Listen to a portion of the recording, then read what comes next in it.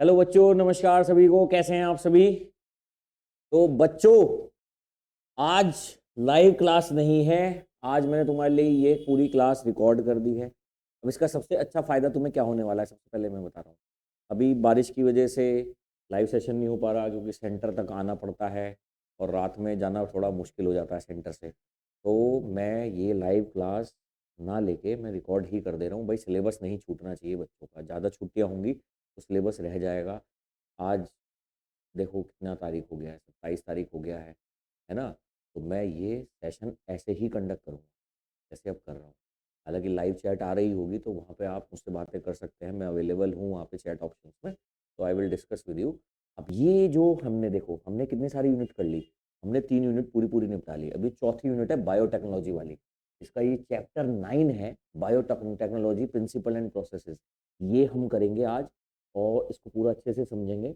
आप मेरे साथ बने रहना अंत तक। जो भी बच्चे नए जुड़ रहे हैं हमारे साथ, मैं उन्हें बता दूं कि हम लाइव क्लासेस लेते हैं। कुछ कारणों की वजह से ये वाला जो सेशन है वो लाइव नहीं है, मगर हम बच्चों को लाइव सेशन के साथ साथ पीडीएफ भी उपलब्ध कराते हैं। ठीक है, पीडीएफ अवेलेबल करा रहे हैं। आपको पीडीएफ चाहिए, किसी भी लेक्चर की पीडीएफ चाहिए, डिस्क्रिप्शन में जाइए, टेलीग्राम का लिंक है, वहाँ से जाके डाउनलोड कर लीजिए। सेशंस आपको वो पिछले चैप्टर से, चैप्टर 1 से देखने हैं, क्लासेस अटेंड करनी है, देखना है, तो उसका भी लिंक डिस्क्रिप्शन में दिया गया है प्लेलिस्ट का। उस प्लेलिस्ट को देखिए और वहाँ से जाके क्लास अटेंड करिए। चलिए, थैंक यू सो मच। अब चलते हैं हम आगे। आ जाओ भैया, क्लास शुरू करते हैं। तो ये देखिए, चैप्टर हमारा बहुत बढ़िया चैप्टर है ये, इंट्रोडक्शन एंड डेफिनेशन। तो सबसे पहले हम देख लेते हैं बायोटेक्नोलॉजी की जो डेफिनेशन है, जो अप्रूव डेफिनेशन है, वो ईएफबी ने एक डेफिनेशन दी है। ईएफबी का मतलब है European federation of biotechnology.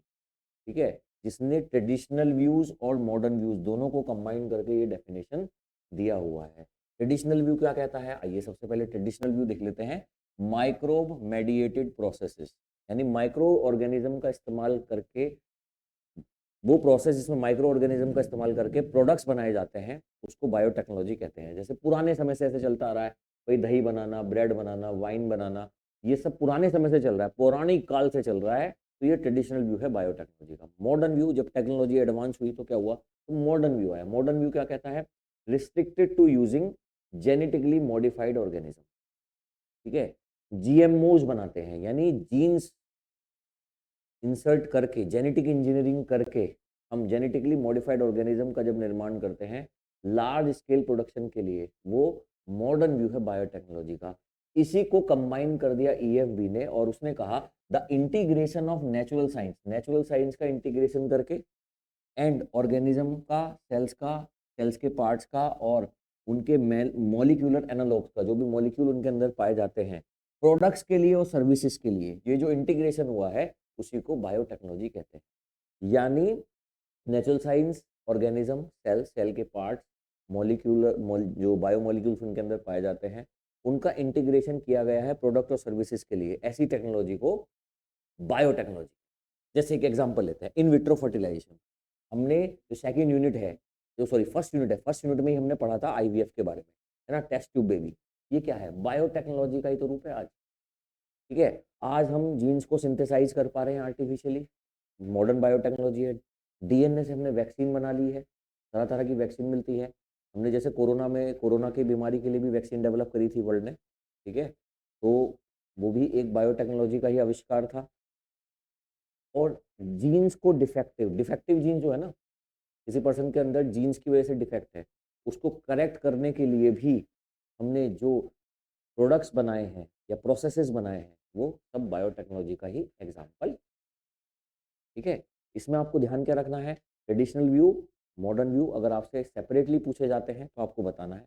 Biotech की अगर जो डेफिनेशन देनी है तो आपको बताना है according to EFB, European federation of biotechnology, ये वाली डेफिनेशन आपको वहां पे मेंशन देनी है। चलिए भाई, तो बायोटेक्नोलॉजी के प्रिंसिपल्स क्या क्या है। मुझे बच्चों ने फीडबैक दिया कि सर आपकी आवाज़ बहुत कम आती है। आवाज़ कभी कभी कम हो जाती है मेरी। ठीक है, कभी कभी थोड़ा सा मैं अच्छा फील नहीं कर रहा होता हूँ तो मैं धीरे बात कर रहा होता हूँ, पर मैं कोशिश करूंगा कि थोड़ा तेज बात करूँ, तेज आवाज़ में बात करूँ। चलिए, बायोटेक्नोलॉजी के बच्चों दो प्रिंसिपल है, एक पहला है जेनेटिक इंजीनियरिंग।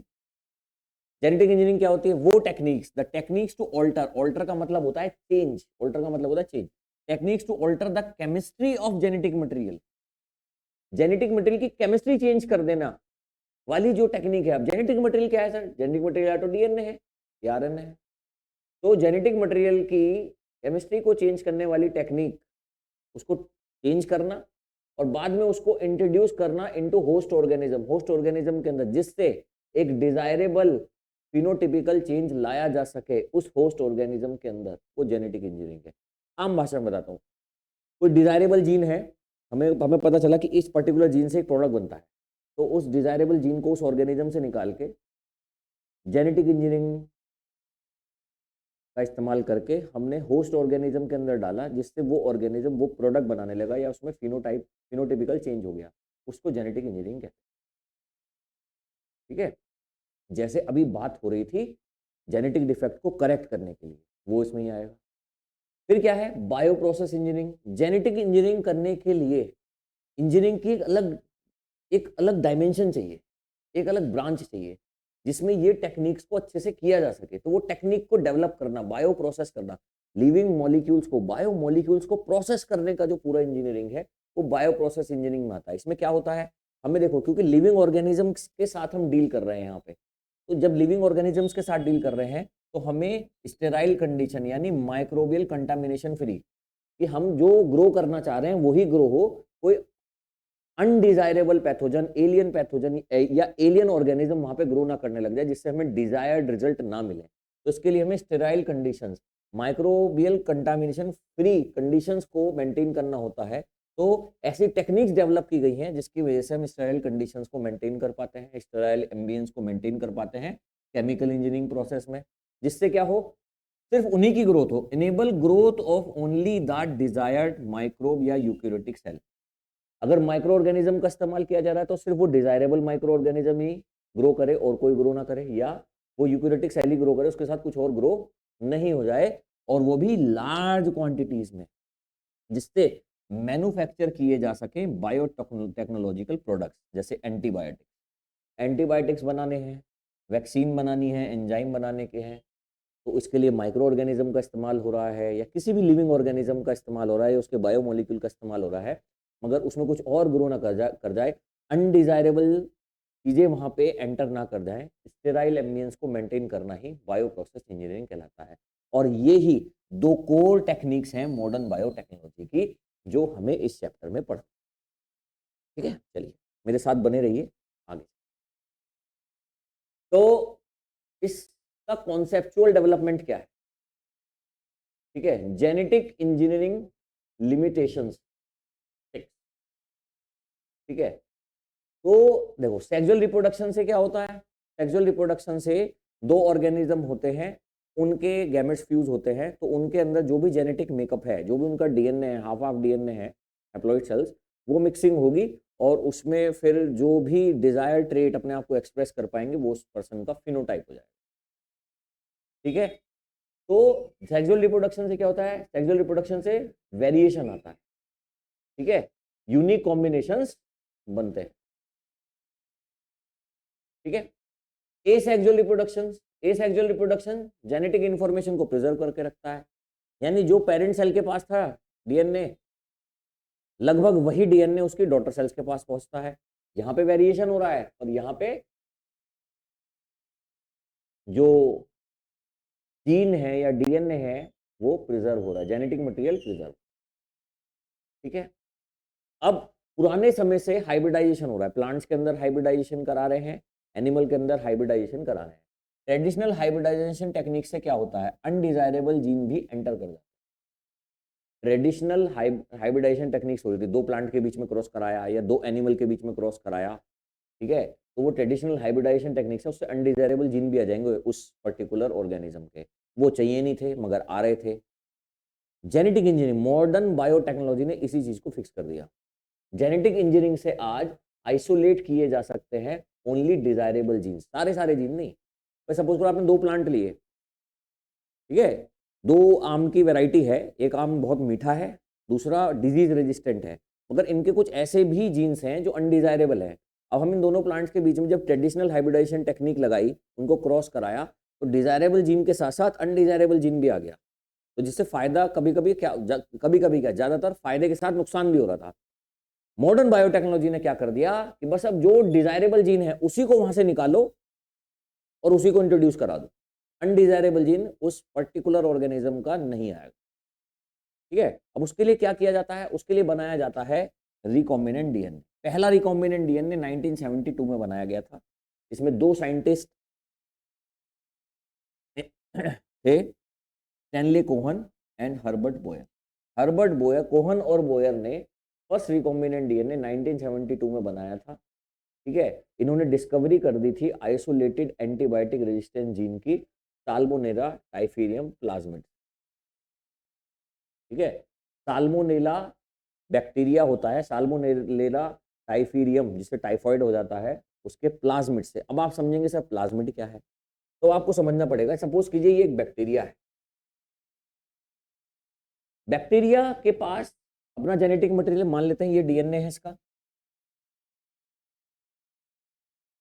तो ये तो मेन डीएनए है, इसको क्रोमोसोमल डीएनए कहते हैं।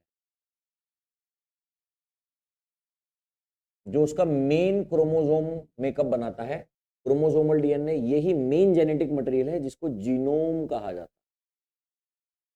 इसके अलावा बैक्टीरिया में एक्स्ट्रा क्रोमोसोमल या नॉन क्रोमोसोमल डीएनए होता है। एक्स्ट्रा क्रोमोसोमल डीएनए होता है, एक्स्ट्रा क्रोमोसोमल डीएनए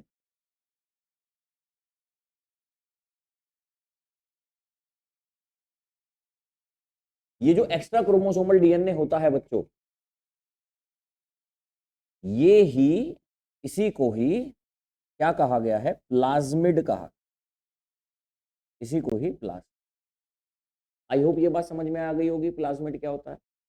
तो इस प्लाज्मिड से ही, साल्मोनेला टाइफीरियम के प्लाज्मिड से ही एंटीबायोटिक रेजिस्टेंस जीन आइसोलेट करके दिखाई इन्होंने, और दुनिया का पहला रिकॉम्बिनेंट डीएनए बना के दिखा।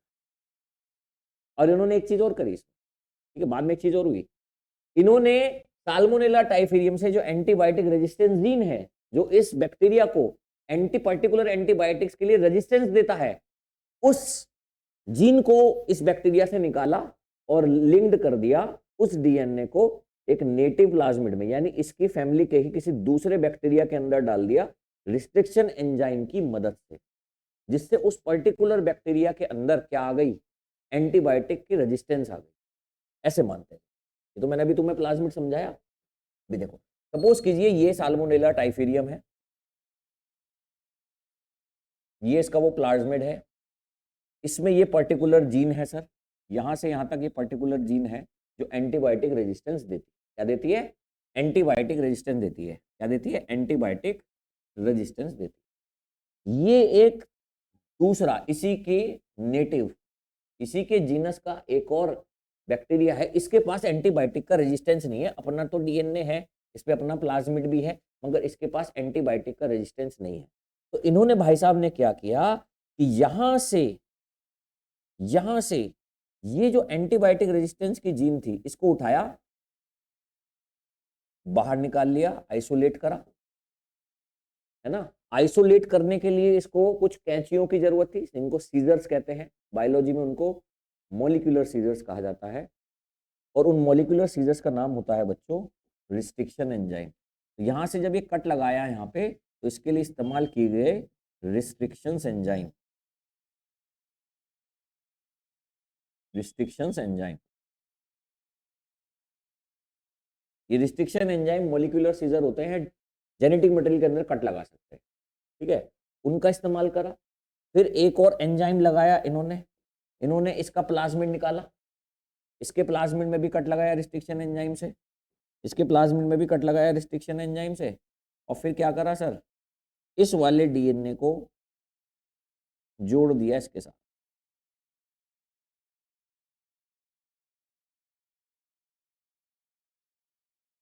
ये देखो जोड़ दिया। ठीक है, यहां पे इन्होंने डिजायरेबल जीन निकाली, उसका प्लाज्मिड निकाला, और उसके प्लाज्मिड में भी रिस्ट्रिक्शन एंजाइम से कट लगाकर, रिस्ट्रिक्शन एंजाइम से कट लगा के इसमें ये डिजायरेबल जीन जोड़ दी। अब ये जो डीएनए बना, अब ये जो प्लाज्मिड है, अब ये जो प्लाज्मिड है ये वाला, इसको कहा गया आरडीएनए, इसको कहा गया आरडीएनए यानी रिकॉम्बिनेंट, इसको रिकॉम्बिनेंट डीएनए। और फिर इसको यहां से उठा के इसी के अंदर डाल दिया। तो इसके पास पहले एंटीबायोटिक रेजिस्टेंस नहीं था क्योंकि वो जीन तो इसके पास थी। यहाँ से जीन निकाल के रिकॉम्बिनेंट डीएनए बना के जब इसके अंदर डाली तो इसकी फ्यूचर जो जनरेशन थी, नेक्स्ट जनरेशन के अंदर एंटीबायोटिक रेजिस्टेंस आ गया। तो इसको कहते हैं डिजायरेबल जीन डालना। बस यही है बायोटेक्नोलॉजी, यही है जेनेटिक इंजीनियरिंग। हालांकि जितनी आसानी से तुम्हें अभी मैंने बता दी है, बहुत भैया माइक्रो लेवल पे काम होता है तो मुश्किल है, डिमांड इसलिए ज़्यादा है, मुश्किल है इसलिए डिमांड ज़्यादा है। ठीक है, तो इन्होंने लिंक कर दिया एलियन डीएनए को। अब कहीं पे भी वर्ड अगर आप पढ़ोगे एलियन डीएनए, एलियन डीएनए वो है जो किसी दूसरे ऑर्गेनिज्म से आया है। हमारे खुद की बॉडी को या हमारी खुद की सेल को या उस पर्टिकुलर होस्ट की सेल को बिलोंग नहीं करता है, उस डीएनए को एलियन डीएनए कहा जाएगा। तो इन्होंने क्या करा, उस एलियन डीएनए को लिंक कर दिया रिस्ट्रिक्शन एंजाइम की मदद से। पहले पहले सेपरेट करा और फिर एक और एंजाइम लगा यहाँ पे इसे जोड़ने के लिए। यहाँ पे जोड़ने के लिए एक एंजाइम लगता है डीएनए लाइगेज, उस लाइगेज एंजाइम का इस्तेमाल। ठीक है, अब ये कॉन्सेप्ट क्या है मेन इसमें, alien DNA must be link to the origin of replication to replicate in the host. ठीक है, हम सिर्फ जब डिजायरेबल जीन को निकालते हैं, रिकॉम्बिनेंट डीएनए बनाते हैं और किसी होस्ट के अंदर डालते हैं, तो बस हम ये नहीं चाहते, बायोटेक्नोलॉजी ये नहीं चाहती है कि बस उस होस्ट के अंदर वो एबिलिटी आए। वो होस्ट जब रिप्रोड्यूस करेगा, वो यूनिसेल्युलर ऑर्गेनिज्म या सेल है जो वो अब रेप्लिकेट करेगी, डिवाइड होगी, तो उसकी जो डॉटर सेल्स हैं उसमें भी वो जीन रेप्लिकेट हो जाए। तो की कॉन्सेप्ट यही है कि उसको ओरिजिन ऑफ रेप्लिकेशन, जिसको शॉर्ट में ओरी कहते हैं, वहां पे जोड़ा जाए। ओरी क्या होता है, जब हमने पढ़ा था, जब हमने डीएनए रेप्लिकेशन पढ़ा था, तो मैंने आपको ये बताया था रेप्लिकेशन फॉर्क होती है और वहां पे जब रेप्लिकेशन शुरू होता है तो कुछ ऐसे डीएनए पे सीक्वेंस होते हैं जहां से वो रेप्लिकेशन शुरू करता है अपना, उन्हीं को ओरी कहा जाता है, ओरिजिन ऑफ रेप्लिकेशन।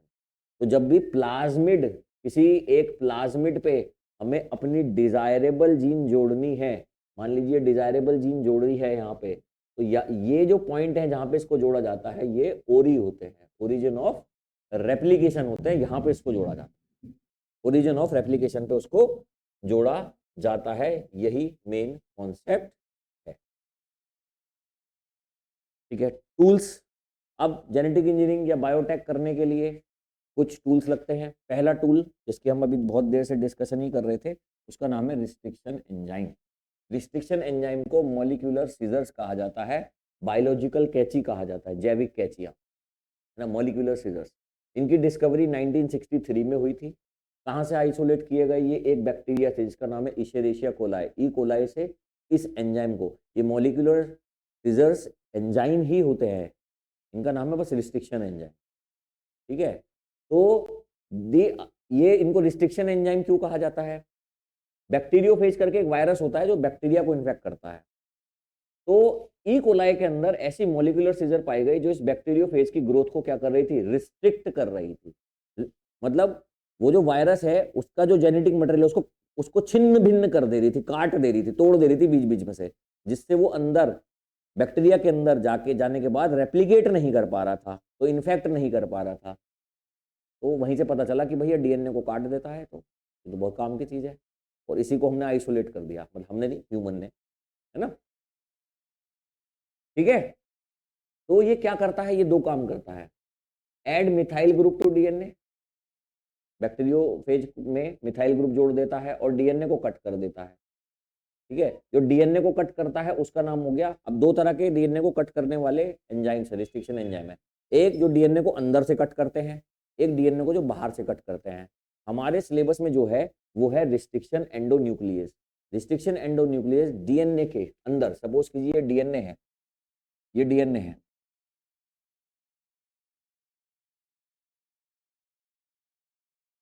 ये डीएनए है, तो ये यहाँ कहीं बीच में कट लगा सकता है अपने स्पेसिफिक सीक्वेंस पे। तो इसलिए इसको एंडोन्यूक्लियस कहा गया, क्योंकि डीएनए में अंदर की तरफ से कट लगा, किनारों पे नहीं लगा। ठीक है। अब पहला जो रिस्ट्रिक्शन एंजाइम आइसोलेट किया गया था ई कोलाई से, उसका नाम था हिंद 2। ये 1 नहीं है, 2 है, हिंद 2।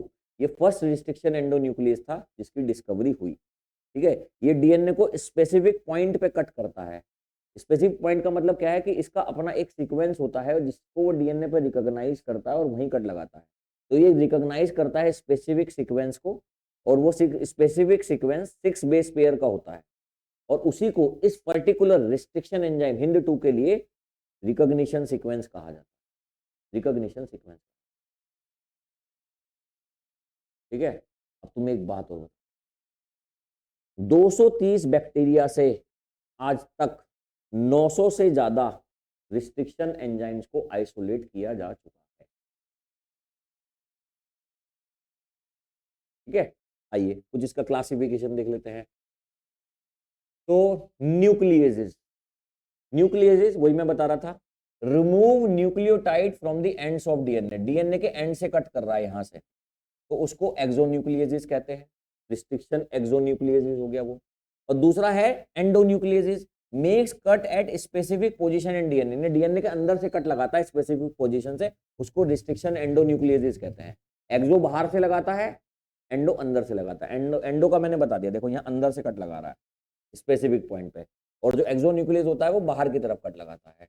ये एक्सोन्यूक्लियस है, और देखो ये अंदर ये वाला जो दिखाया गया है, ये एंडोन्यूक्लियस को दिखाया गया है कि ये बीच में से कट लगा रहा है। ठीक है। नेमिंग कैसे होती है? नेमिंग ऐसे होती है कि ये जो रिस्ट्रिक्शन एंजाइम होते हैं, इनके नामकरण भी होता है, इनका नोमेनक्लेचर भी है ना, नोमेनक्लेचर। जैसे ई कोराई, इको R1, इकोराई भी कह देते हैं, इको R1, ये नाम कैसे रखा गया? जो फर्स्ट लेटर है, जो फर्स्ट लेटर है रिस्ट्रिक्शन एंजाइम का, वो उसके जीनस का फर्स्ट लेटर होगा और कैपिटल में लिखा जाएगा। जैसे जैसे ई कोलाई बैक्टीरिया से लिया, तो ई कोलाई का इशेरेशिया का ई आ गया, इशेरेशिया का ई आ गया, ये जीनस का हो गया। दूसरा जो नाम है वो 2 लेटर वाला है, वो स्पीसीज से लिया गया है।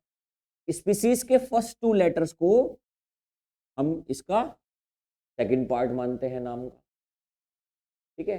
फिर कौन उस बैक्टीरिया के कौन से स्ट्रेन से लिया गया है, स्ट्रेन का नाम भी लिखेंगे। जैसे RY13 स्ट्रेन से लिया गया है। ठीक है। तो RY13 स्ट्रेन से लिया गया, तो इसमें से हमने आर सेग्रीगेट कर लिया, तो ये बन गया इको R। ठीक है। अब ऑर्डर ऑफ आइसोलेशन, पहली बार में निकल गया, दूसरे सीक्वेंस में निकल, दूसरे बार प्रोसेस से निकला, तीसरे प्रोसेस से निकला, फर्स्ट प्रोसेस से निकल गया, यानी ऑर्डर ऑफ आइसोलेशन था, पहली बार में निकल गया, तो हम इसमें रोमन नंबर दे देते हैं, ये है फर्स्ट, तो इको R फर्स्ट। ठीक है। ये हो गया इकोराई। पहला नाम जीनस का है, फर्स्ट लेटर कैपिटल में। दूसरा स्पीसीज के, स्पीसीज का जो नाम है उसके फर्स्ट 2 लेटर लिए जाते हैं स्मॉल लेटर में। ठीक है। फिर स्ट्रेन है, स्ट्रेन का फर्स्ट लेटर लिया जाएगा कैपिटल में, और ऑर्डर ऑफ सीक्वेंस को हम रोमन नंबर्स में। ठीक है। ऑर्डर ऑफ सीक्वेंस को हम किस में लेंगे? Roman numbers, Roman numbers. ठीक है। इस तरीके से नेमिंग करी जाती। अब रिस्ट्रिक्शन एंजाइम कट कैसे लगाता है? रिस्ट्रिक्शन एंजाइम जब कट लगाता है डीएनए पे, तो पैलिंड्रोम्स पे लगाता है, यानी पैलिंड्रोमिक सीक्वेंस पे लगाता है। तो बचपन में हम जब स्कूल में पढ़ते थे, तो हम एक पहेली पूछा करते थे, जैसे मैं अभी आपसे पूछता हूँ, जिनको पता है वो बताएंगे, कि 3 अक्षर का मेरा नाम उल्टा सीधा एक समान, 3 अक्षर का मेरा नाम उल्टा सीधा एक समान, बताओ क्या? तो बच्चे नाम बताते थे, जैसे एक हो गया जहाज। अब जहाज को आगे से पढ़ो तो भी जहाज है, पीछे से पढ़ो तो भी जहाज है। ठीक है। एक और वर्ड है मलयालम, एक जगह है हमारे देश में मलयालम, एक भाषा को भी कहते हैं, है ना, तो मलयालम, आगे से पढ़ लो पीछे से पढ़ लो, एक ही बात बैठेगी। ठीक है। तो ऐसे सीक्वेंसेस को, जिनको हम एक एंड से पढ़ें तो भी वही मीनिंग आ रहा है, दूसरे एंड से पढ़ें तो भी वही मीनिंग आ रहा है, या सीक्वेंस वही आ रहा है, जैसे A, A, T, T। ठीक है। और यहाँ भी क्या हो गया sir? A, A, T, T। अब डीएनए पे 2 स्ट्रैंड होते हैं, डीएनए पे 2 स्ट्रैंड होते हैं। यहाँ अगर ऊपर वाले स्ट्रैंड पे कट लगाएगा तो भी एएटीटी पे लगाएगा, नीचे वाले तो यहाँ से यहाँ कट लगाएगा सर, नीचे वाले इधर से कट लगाएगा तो भी यहाँ पे लगाएगा सर एएटीटी। तो ऐसे सीक्वेंस जो ऊपर नीचे एक जैसे हैं, एक दूसरे के अपोजिट है, रेसिप्रोकल रखे हुए हैं, मतलब ऊपर से पढ़ोगे तो भी एएटीटी है, नीचे से पढ़ोगे तब भी एएटीटी है, तो वो पैलिंड्रोमिक सीक्वेंस हो गया बच्चों, वो पैलिंड्रोमिक सीक्वेंस हो गया। ठीक है, देखो जैसे GAATTC, इधर से कट लगाया पैलिंड्रोमिक सीक्वेंस, यहां से देखो इधर से GAATTC, ये पैलिंड्रोमिक सीक्वेंस।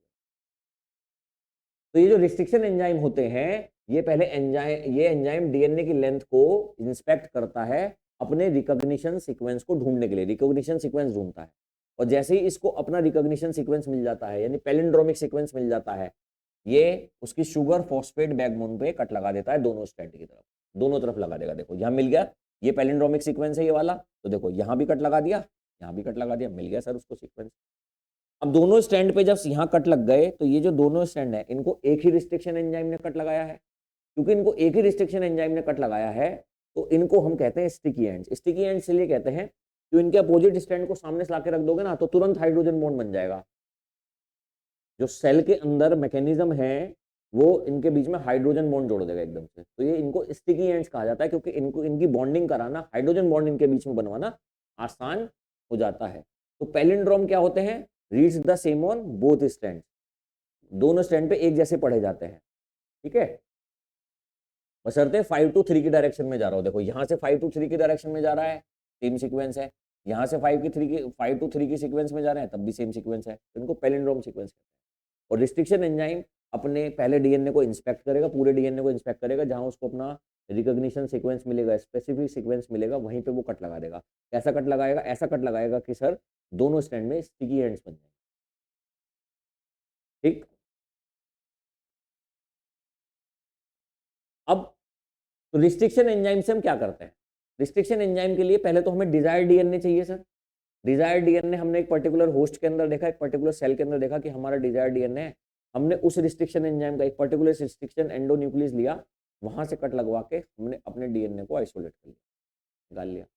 फिर हमें उसके लिए एक और चाहिए, हमें क्या चाहिए सर, वेक्टर डीएनए चाहिए, जिसको प्लाज्मिड कहते हैं।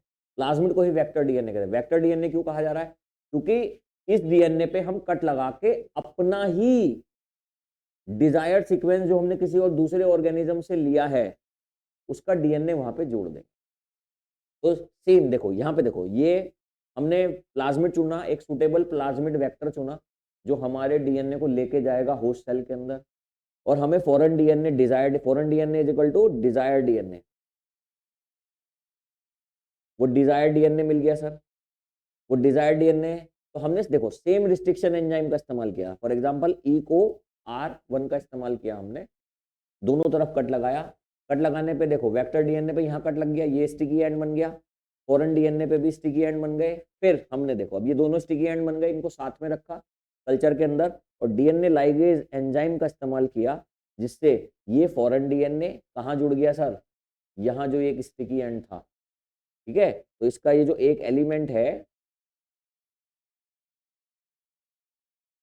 ना, इसका एक एलिमेंट है, कहाँ जुड़ गया सर, यहाँ आके जुड़ जाएगा स्टिकी एंड पे, और हमें क्या मिल जाएगा सर, अब इस वेक्टर पे जहाँ पे हमने कट लगाया था वहां पे हमने अपना डिजायर्ड डीएनए जोड़ दिया है, डिजायर्ड डीएनए जोड़ दिया है। तो अब ये जो वेक्टर डीएनए है अब ये कहलाएगा रिकॉम्बिनेंट डीएनए मॉलिक्यूल, जिसको शॉर्ट में हम कह देते हैं आरडीएन। तो ये हमारा आरडीएन रिकॉम्बिनेंट डीएनए बन, जोड़ने के लिए कौन सा एंजाइम लगा सर, डीएनए लाइगेज।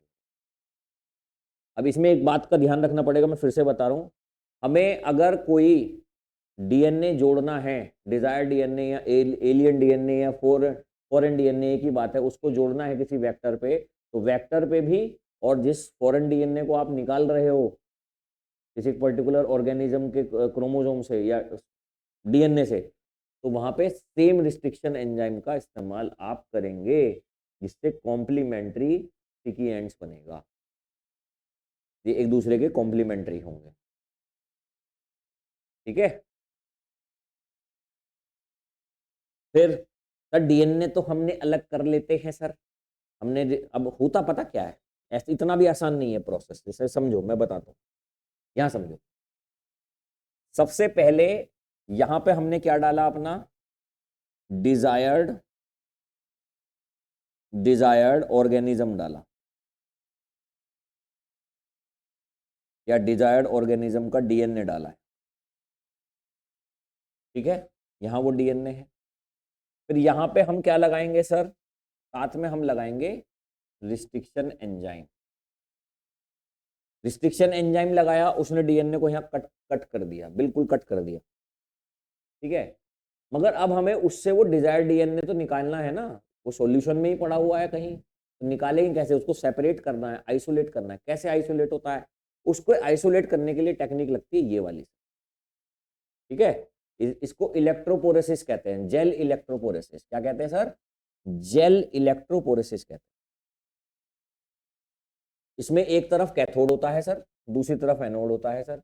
यहाँ पे आपको वेल्स दिखाई दे रहे होंगे, वेल्स के अंदर हम अपना यही जो सॉल्यूशन है रिस्ट्रिक्शन एंजाइम से ट्रीट कराने के बाद इसी सॉल्यूशन को, है ना, इसी कल्चर को हम इन वेल्स में डाल देंगे थोड़ा थोड़ा। अब हमें पता है डीएनए पे कौन सा चार्ज होता है, जिन बच्चों को पता है वो बताओ, चैट चैट ऑप्शन में बताओ, डीएनए पे चार्ज कौन सा होता है। तुम्हारे पास इतना ही समय है जितना मैं ये पी रहा हूँ पानी।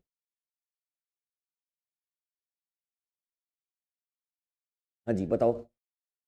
तो डीएनए पे होता है निगेटिव चार्ज, जिन बच्चों ने बता दिया है उनको बहुत बहुत बधाई। तो डीएनए पे निगेटिव चार्ज होता है। वेल कहाँ पे है सर, कैथोड की तरफ। कैथोड पे कौन सा चार्ज होता है सर, निगेटिव। यहाँ पे निगेटिव इलेक्ट्रोड जुड़ा रहेगा, यहाँ पे पॉजिटिव जुड़ा रहेगा सर। यहाँ पे क्या डाल दिया सर हमने, एगारोस जेल। कौन सा जेल डाला, एगारोस जेल, जो सीवीड से निकाला जाता है, समुद्री घास से निकाला जाता है, सीवीड कह देते हैं उसको, अनवांटेड होती है, नेचुरल पॉलीमर है ये। वहां से निकाल के जेल बनाया, वो जेल को हम यहाँ डाल देते हैं। अब जेल बहुत ज्यादा डेंसिटी का होता है, डीएनए निगेटिवली चार्ज होता है। जब हम इलेक्ट्रिसिटी इसमें फ्लो कराते हैं तो निगेटिव को निगेटिव रिपेल करेगा और डीएनए ऐसे आगे की तरफ मूव करने लगता है। तो जो बड़े सीक्वेंस हैं वो पहले आइसोलेट हो जाएंगे। देखो ये लार्ज सीक्वेंसेस हैं डीएनए के, ये पहले, और जो सबसे स्मॉलेस्ट वाला होगा वो सबसे आगे तक जाएगा। और हमें पता है हमारा सीक्वेंस कितने, जो हमारा जो डिजायर्ड डीएनए है वो कितने सीक्वेंस का है, कितना साइज होगा उसका, और वहीं से फिर हम इससे यहाँ से कट करके निकाल लें, ठीक है। मगर सर क्या हमें ये दिखेगा, सर अभी तो ऑरेंज ऑरेंज दिख रहा है ना भैया, इसको ऑरेंज ऑरेंज करवाया जावे। कैसे करवाया जावे अभी बताता हूँ, ठीक है। इसमें हम डालते हैं इथिडियम ब्रोमाइड। इथिडियम ब्रोमाइड को जब अल्ट्रावायलेट रेडिएशन, अल्ट्रावायलेट लाइट इस पे डालते हैं, इस पे, तो ये ब्राइट ऑरेंज कलर के बैंड की तरह दिखने लगता है, जहां से फिर ईवी रेडिएशन, यूवी रेडिएशन का इस्तेमाल करके इसको कट कर लिया जाता है, ठीक है। और डीएनए को इस जेल से कट करने के प्रोसेस को, एक नंबर में आया हुआ क्वेश्चन है, इल्यूशन कहा जाता है। क्या कहा जाता है, elution. Cutting and extracting DNA band from gel, gel से डीएनए को कट करके एक्सट्रैक्ट करने के प्रोसेस को इल्यूशन कहा जाता है।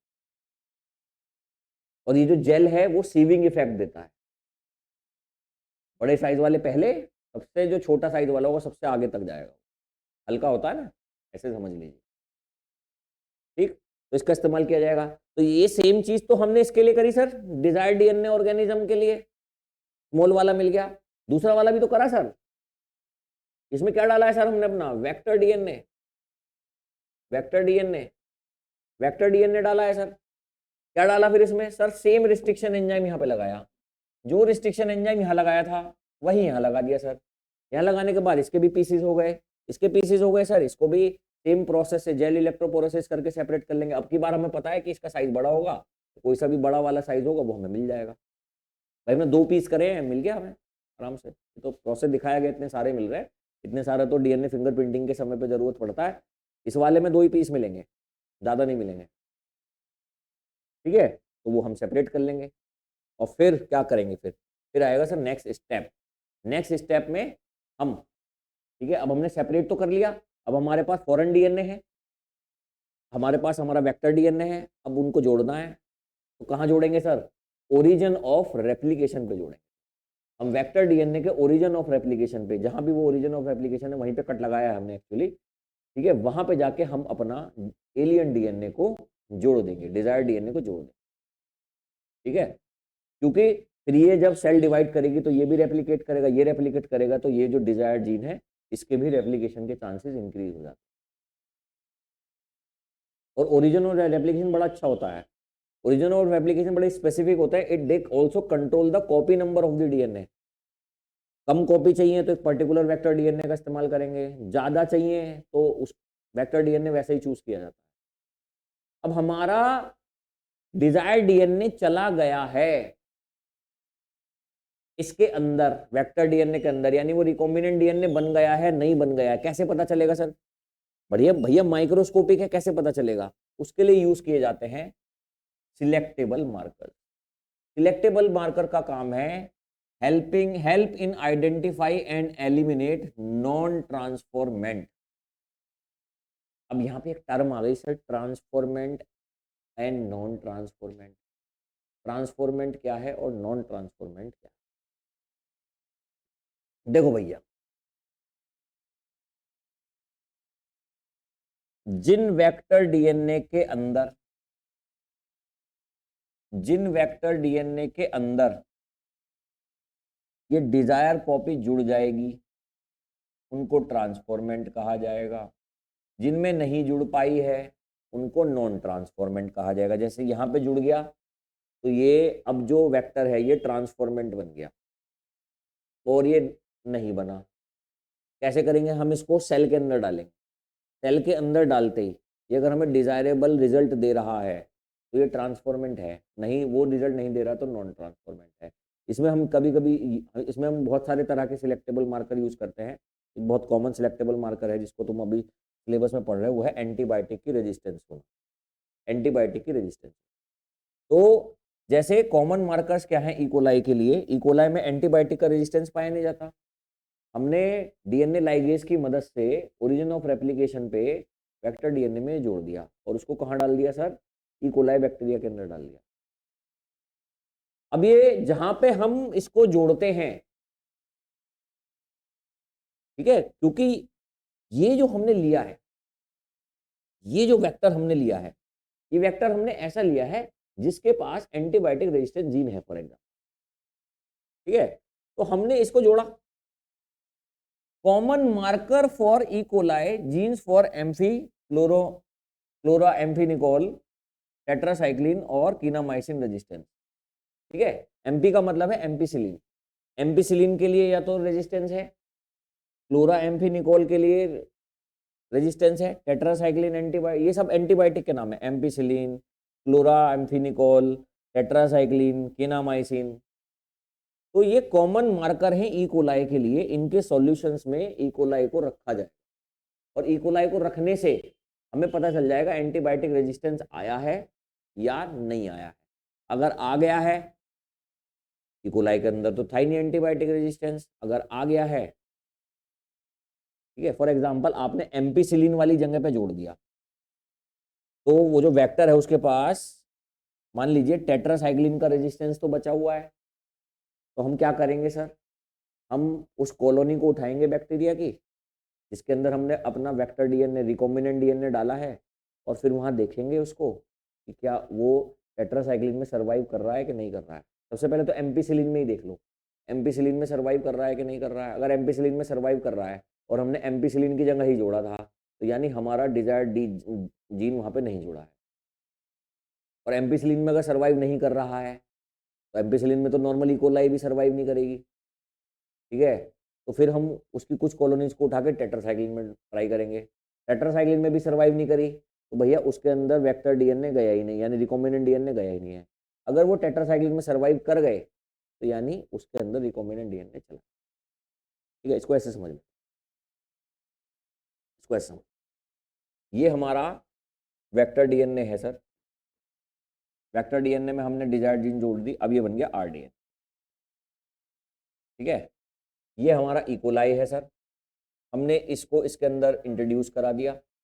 इसके अंदर इंट्रोड्यूस कराने पे, ठीक है, अब नॉर्मल जो इकोलाई होता है उसके पास एंटीबायोटिक का रेजिस्टेंस नहीं पाया जाता, ठीक है। तो इसको हमने सबसे पहले एम्पिसिलिन से ट्राई कराया। एम्पिसिलिन के सॉल्यूशन में इसकी कुछ सेल्स को, इसको तो कल्चर करा रहे हैं, ग्रो हो रहा है, हर 20 मिनट में ग्रो हो रहा है। कुछ सेल्स को उठाया एम्पिसिलिन के सॉल्यूशन में डाल दिया। एम्पिसिलिन के सॉल्यूशन में डालते ही अगर डिस्ट्रॉय हो गया तो यानी इसमें रेजिस्टेंस आया ही नहीं है। रेजिस्टेंस, हालांकि इसके पास एम्पिसिलिन का है ना रेजिस्टेंस, एम्पिसिलिन का रेजिस्टेंस तो नहीं है। एम्पिसिलिन का रेजिस्टेंस नहीं है तो यानी एम्पिसिलिन में तो सर्वाइव नहीं कर रहा है, ठीक है। अब अगर हमने अपने जीन को ही एम्पिसिलिन में जोड़ा है तो एम्पिसिलिन का रेजिस्टेंस तो गायब हो गया, मगर टेट्रासाइक्लिन का रेजिस्टेंस तो बचा होगा। हमने फिर इसकी कुछ कॉलोनीज को फिर से उठाया और टेट्रासाइक्लिन के सॉल्यूशन में डाला। अब अगर ये टेट्रासाइक्लिन में भी सर्वाइव नहीं कर रहा है तो ये क्या कहलाया सर? Non transformant.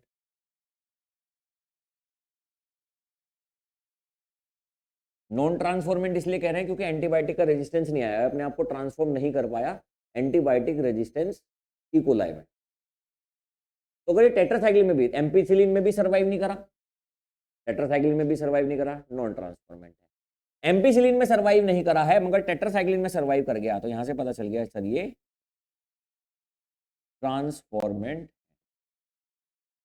अलग अलग तरीके के एग्जाम्पल से समझाया जा सकता है, मैंने वन ऑफ दी का एग्जाम्पल चुना, ठीक है। तो इस तरीके से सिलेक्टेबल मार्कर्स काम करते हैं अलग अलग एंटीबायोटिक, ठीक है। अब क्लोनिंग वेक्टर, क्लोनिंग वेक्टर जहां पे हम अपनी डिजायर्ड जीन को जोड़ेंगे उसको हम वेक्टर डीएनए भी कहते हैं, उसको हम क्लोनिंग वेक्टर भी कहते हैं। कैसे चुना जाता है? तो हमें बड़े ध्यान से चुनना होता है। क्लोनिंग वेक्टर के पास अलग अलग तरह के ओरिजिन ऑफ रेप्लिकेशन होते हैं, ठीक है। अब हमें क्या करना होता है, ये देखो, ये PBR 322 है, सबसे इंपॉर्टेंट घोषणा सभी बच्चों के लिए, भैया इसके डायग्राम की पिराटिस कर लेना, है ना। चलिए अमिताभ बच्चन जी कह गए जितना अच्छा से पिराटिस करोगे ना तो बड़ा अच्छा हो जाए। पिराटिस मतलब प्रैक्टिस, तो पिराटिस कर लेना इसकी अच्छे से। जब पिराटिस करेंगे आप इसकी, ये डायग्राम बनाने के लिए आ गया था भाई, CBSE वालों तुम्हारे में भी आ जाता है, यूपी बोर्ड वालों तुम्हारा तो आता ही, तुम्हारा तो डायग्राम ही भर भर के आते हैं अगर आते। तो ये PBR 322, PBR 322 डायग्राम की NCERT से प्रैक्टिस कर लेना। इसमें देखो अलग अलग है ओरिजिन ऑफ एप्लीकेशन, ठीक है। ये जो नाम दिए गए PST1, PUV1, CLE1, HIND3, eco R1, BAM H1, SAL1, PUV second, ये क्या है भैया? ये अलग अलग रिस्ट्रिक्शन एंजाइम की रिकॉग्निशन साइट है इस पे। फिर एक सर ये वाला एरिया दिखाया गया है, ये यहाँ लिखा है MPR, AMPR का मतलब है एम्पिसिलिन रेजिस्टेंस जीन, यहाँ पे है उसका सीक्वेंस, यहाँ पे है टेट्रासाइक्लिन रेजिस्टेंस जीन का सीक्वेंस, ठीक है। तो एक रिकॉग्निशन रिस्ट्रिक्शन एंजाइम के लिए एक ही रिकॉग्निशन साइट मौजूद होनी चाहिए वेक्टर के पास। एक से ज्यादा हो गया तो वो उस डीएनए को इतने पीसीज में तोड़ेगा कि वो वेक्टर डीएनए हमारे किसी काम का नहीं रहेगा। तो vector DNA needs single recognition site to avoid fragmentation, वरना छोटे छोटे पीसीज हो जाएंगे, वो हमारा आरडीएनए नहीं बन पाएगा, ठीक है। अब जब हम अपना डिजायर्ड डीएनए कहीं पे जोड़ेंगे, या तो यहाँ जोड़े टेट्रासाइक्लिन रेजिस्टेंस जीन के पास या एम्पिसिलिन में जोड़े, हालांकि छोटा सा ही पीसी जुड़ता है, पूरा तो बहुत बड़ा तो होता नहीं है, तो वहां पे वो पर्टिकुलर जीन इनएक्टिवेट हो जाएगी। सपोज करो एम्पिसिलिन वाली जगह पे जोड़ दिया तो एम्पिसिलिन का रेजिस्टेंस अब खत्म हो गया इस वेक्टर में से, इसको ही कहते हैं इंसर्शनल इनएक्टिवेशन। फॉरेन डीएनए को अगर हमने बाम H1 साइट पे लगाया, चलो ये तो उल्टा ही दे रहा है, मैं हमेशा उल्टा ही चल जाता हूँ, चलो for example balm H1 site पे यहां लगा दिया, यहां पे लगा दिया, यहाँ पे टेट्रासाइक्लिन का रेजिस्टेंस अवेलेबल था। जैसे यहाँ पे आपने अपने फॉरेन डीएनए को, एलियन डीएनए को या डिजायर डीएनए को जोड़ा तो टेट्रासाइक्लिन का रेजिस्टेंस तो गए, आगुर तो उड़ गए, ठीक है।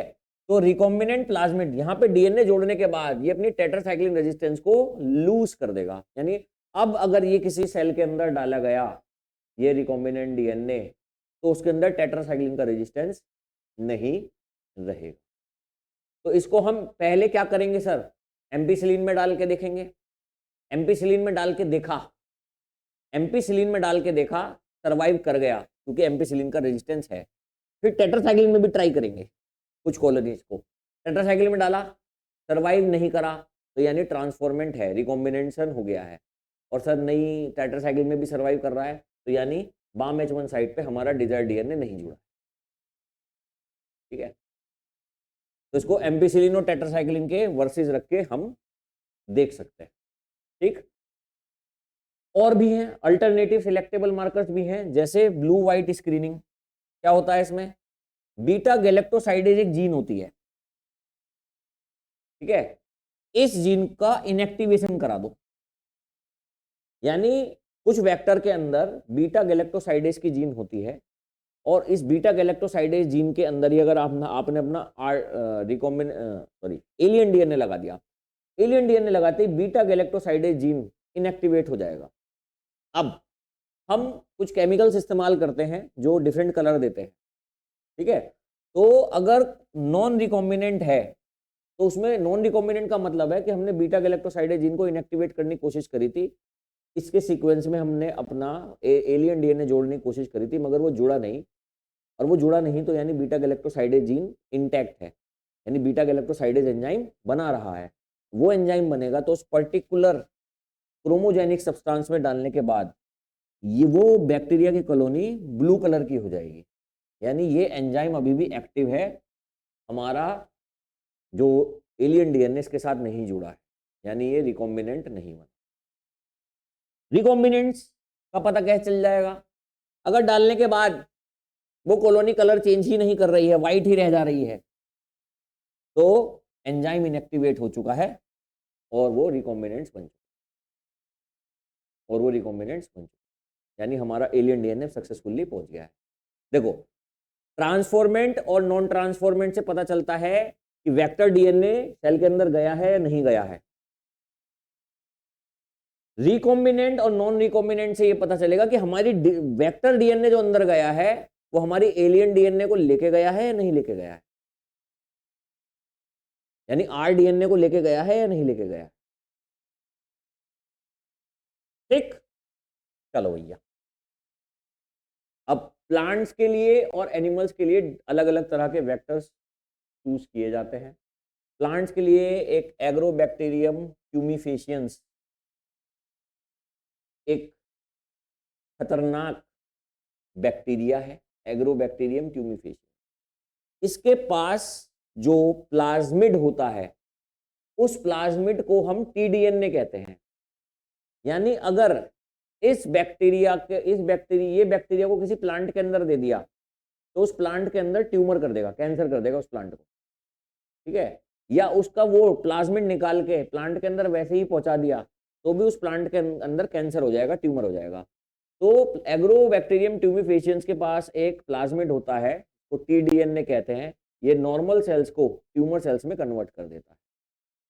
अब हमने बायोटेक्नोलॉजी, जेनेटिक इंजीनियरिंग का इस्तेमाल करके इस ट्यूमर इंड्यूसिंग प्लाज्मिड को, क्या कहते हैं इसको, tumour inducing plasmid, TI plasmid, tumour inducing plasmid को क्या कर लिया, डिसआर्म कर दिया। डिसआर्म कैसे कर दिया, हमने वो जो ट्यूमर करने वाला जीन का सीक्वेंस था वहीं पे अपना एलियन डीएनए जोड़ दिया, तो ये क्या बन गया, पैथोजेनिक से नॉन पैथोजेनिक। अब हम प्लांट के अंदर इस टीआई प्लाज्मिड का इस्तेमाल करके, टीडीएनए का इस्तेमाल करके कोई भी डिजायरेबल जीन ऑफ इंटरेस्ट,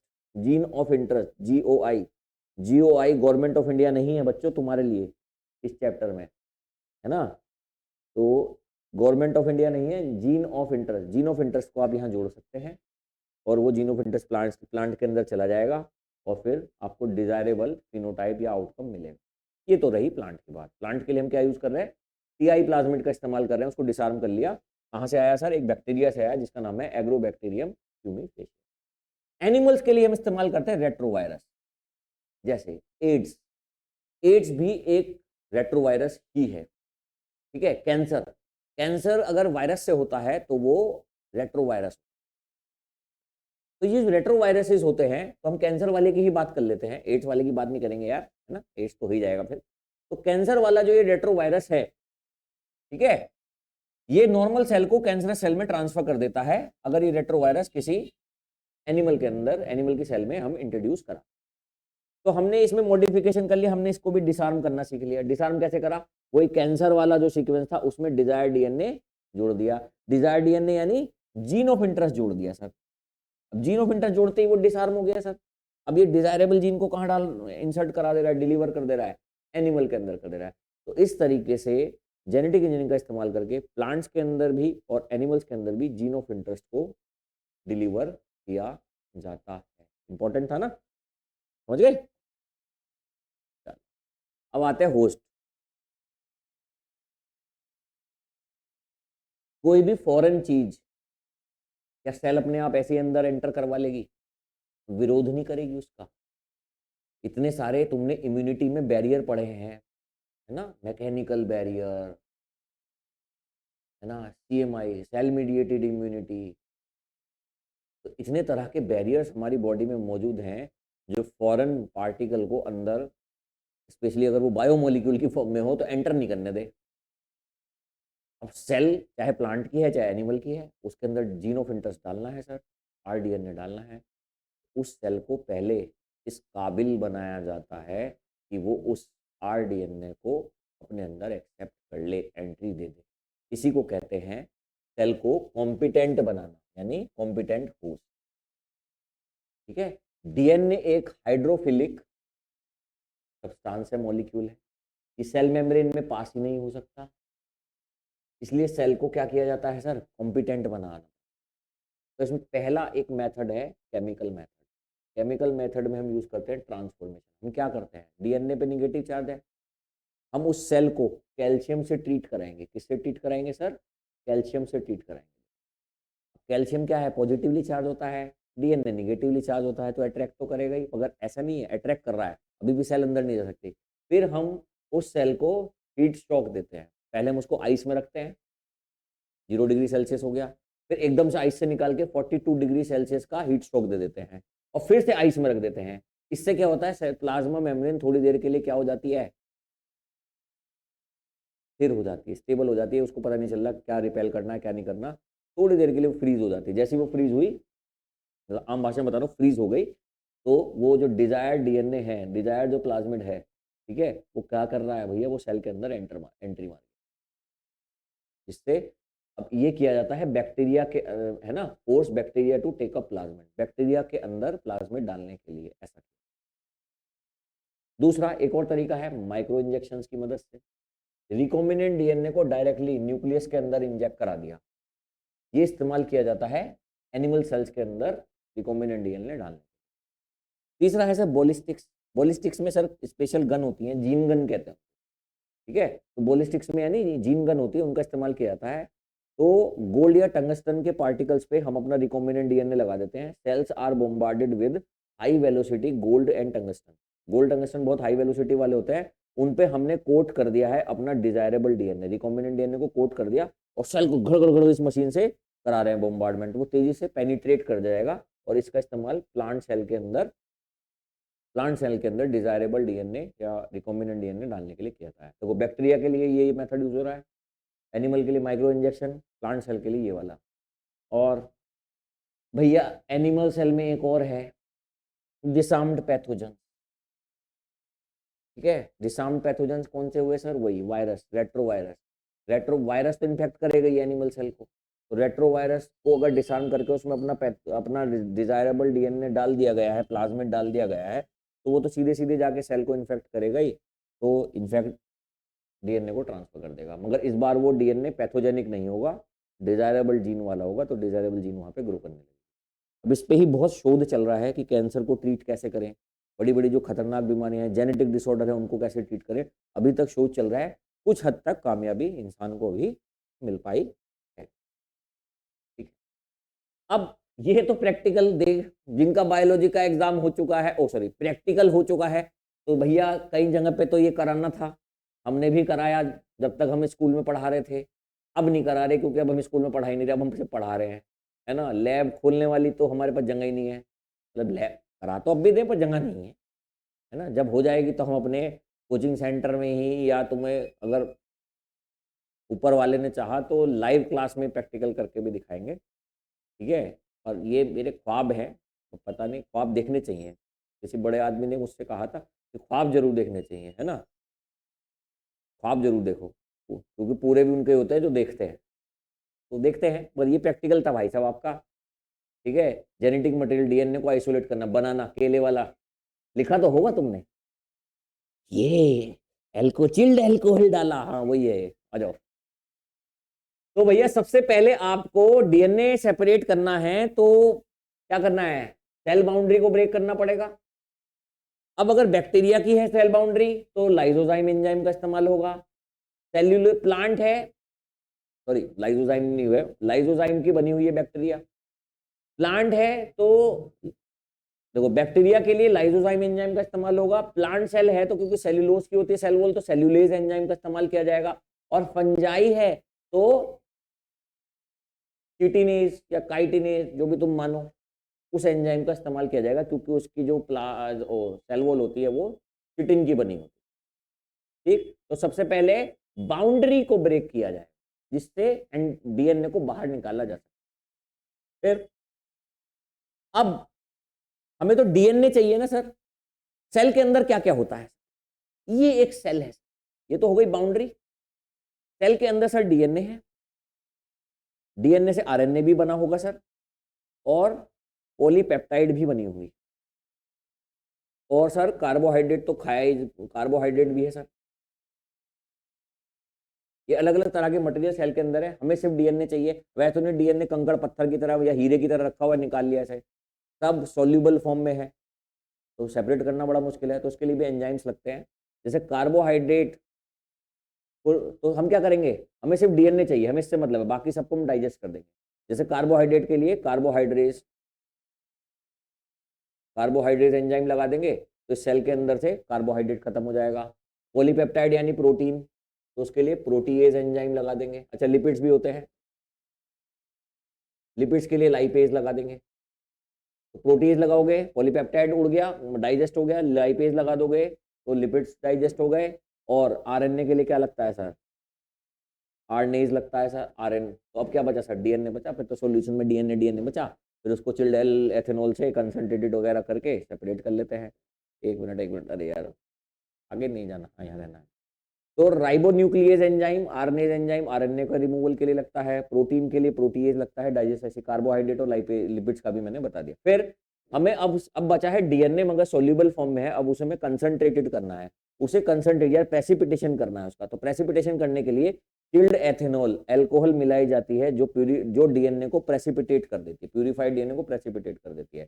तो इसको आप देख रहे हो, इसको ऐसे निकाला जा रहा है, स्पूलिंग करी जा रही है। फिर डीएनए के थ्रेड्स के फाइन फ्रेगमेंट्स को, ठीक है, स्पूलिंग किया जाता है ग्लास रोड की मदद से। ग्लास रोड की मदद से उसको टेस्ट ट्यूब से बाहर निकाला जाता है और आपने डीएनए सेपरेट कर दिया। यही आपका एक्सपेरिमेंट, यही यहाँ थ्योरी। ठीक है, अब डीएनए हमने सर सेपरेट कर लिया। ये तो प्रैक्टिकल था, एक्सपेरिमेंट था कैसे किया जाता है। हमने रिकॉम्बिनेंट डीएनए बनाया, सेल के अंदर लगा दिया सर। अब वो सेल के अंदर लगाने के बाद हमें इंडस्ट्रियल स्केल पे प्रोडक्ट्स बनवाने हैं उससे, तो हमें उसके जो डिजायरेबल डीएनए है हमारा, उसकी कॉपीज भी चाहिए सर बहुत सारी। तो इसको कहते हैं एम्प्लीफिकेशन प्रोसेस। और एम्प्लीफिकेशन प्रोसेस के लिए यूज किया था पीसीआर। पीसीआर बोले तो पॉलीमरेज चेन रिएक्शन, पॉलीमरेज, बहुत सारे मर यूनिट्स को जोड़ के चेन रिएक्शन चलेगी तो बहुत सारी कॉपीज मिल जाएंगी। क्यों करते हैं सर? क्योंकि हमें चाहिए, हमें सिंथेसाइज करने हैं multiple copies of gene of interest. Gene of interest जो हमने निकाला है बड़ी मुश्किलों से, अब हमें उसकी कॉपी बनानी है सर। ये निकालते रहेंगे तो बहुत खर्चा भी बहुत आएगा, टीडीएस प्रोसेस है। हमने कुछ जीन निकाल लिया, अब उनसे ही उनकी कॉपी बनवा देते हैं। तो इन विट्रो यानी टेस्ट ट्यूब के अंदर कॉपी बनवा देते हैं, पीसीआर का इस्तेमाल करते हैं। मल्टीपल कॉपीज मिल जाएंगी, मल्टीपल कॉपीज मिलेंगी तो प्रोडक्ट भी बहुत सारा बनेगा। ठीक है, तो अब इसके लिए क्या चाहिए सर? आ जाओ सर, क्या चाहिए सर? तो सबसे पहले हम डीएनए को डीनेचर करते हैं। 94 से 96 डिग्री सेल्सियस पर उसको हीट करेंगे तो थोड़ी देर के लिए डीएनए के जो स्ट्रैंड्स हैं वो क्या हो जाएंगे सर? उस डीएनए के, ये जीन ऑफ इंटरेस्ट के साथ कर रहे हैं हम, जीन ऑफ इंटरेस्ट के साथ जो हमने निकाल लिया है उसकी कॉपी बनवानी है, उससे बहुत सारी बनवानी है। तो इसको हीट करा, हीट करते ही अनवाइंड कर जाएंगे डीएनए के स्ट्रैंड। फिर वही डीएनए रेप्लिकेशन वाला प्रोसेस, क्या चाहिए? प्राइमर चाहिए। तो हम भैया प्राइमर के सेट लगा देंगे यहाँ पे। ये देखो आर्टिफिशियल ही हमने बनवा के प्राइमर के सेट लगा दिया दोनों स्ट्रैंड। ठीक है, फिर हम क्या लगाएंगे सर? हम डीएनए पॉलीमरेज एंजाइम को लगाएंगे। डीएनए पॉलीमरेज एंजाइम यहाँ फिट हो जाएगा सर, यहाँ से यहाँ फिट हो गया, ये इधर को चल भाई, यहाँ से यहाँ फिट हो गया। ठीक है, और हमें क्या चाहिए सर? डीएनए तो डीऑक्सीराइबोन्यूक्लियोटाइड है, तो हम आर्टिफिशियली डीऑक्सीराइबोन्यूक्लियोटाइड्स को भी उस सॉल्यूशन में अवेलेबल कराएंगे जहाँ पे हम प्रोसेस कर रहे हैं। फिर क्या करेंगे सर? ये जो डीएनए पॉलीमरेज एंजाइम है, ये रहा, ये क्या, ये बनाता चला जाएगा सर, और इस प्रोसेस को कहते हैं एक्सटेंशन। तो ये डीएनए कॉपी बन गई। अब इस साइकिल ये दो, अब पहले एक डीएनए था, जीन ऑफ इंटरेस्ट था, एक कॉपी थी, अब दो हो गई। इस साइकिल को 30 टाइम्स रिपीट करोगे। 30 टाइम रिपीट करने के बाद लगभग 1 बिलियन कॉपीज हमें उस जीन ऑफ इंटरेस्ट की मिल जाएंगी। मगर यहाँ पे देखो टेम्परेचर का इस्तेमाल हो रहा है। तो यहाँ पे जो हमने डीएनए पॉलीमरेज एंजाइम लिया है वो एक बैक्टीरिया से लिया जिसका नाम है थर्मस एक्वाटिकस। इसलिए इस डीएनए पॉलीमरेज को टैक पॉलीमरेज भी कहते हैं, क्योंकि ये थर्मोस्टेबल है, हाई टेम्परेचर पे डीनेचर नहीं होता, खराब नहीं होता, डिस्ट्रॉय नहीं होता। क्या मिल जाएगी सर? 1 billion copies. आशा करता हूं ये समझ में आ रहा होगा। ठीक है, चलो भाई, मेरा मतलब आज टारगेट था कि जल्दी थोड़ा सा करा दूं बच्चों, बच्चे पढ़ाई भी कर रहे हैं। अब इंसर्शन एंड हेटेरोलोगस एक्सप्रेशन क्या है सर? होस्ट के अंदर फिर तो हम सेल को कॉम्पिटेंट बना के, है ना, competent cell take up ligated DNA, वो जो लाइगेटेड डीएनए यानी आरडीएनए, सॉरी, वो आरडीएनए को ले लेती है। ठीक है, फिर हम एक मीडियम जिसके ऊपर एंटीबायोटिक है एम्पिसिलिन, उस पर प्लेट करके उसका सिलेक्शन करते हैं कौन से रिकॉम्बिनेंट है कौन से नहीं है। ठीक है, जो उनसे रिकॉम्बिनेंट या ट्रांसफॉर्मेंट है वही ग्रो करेंगे, नॉन ट्रांसफॉर्मेंट की डेथ हो जाएगी सर।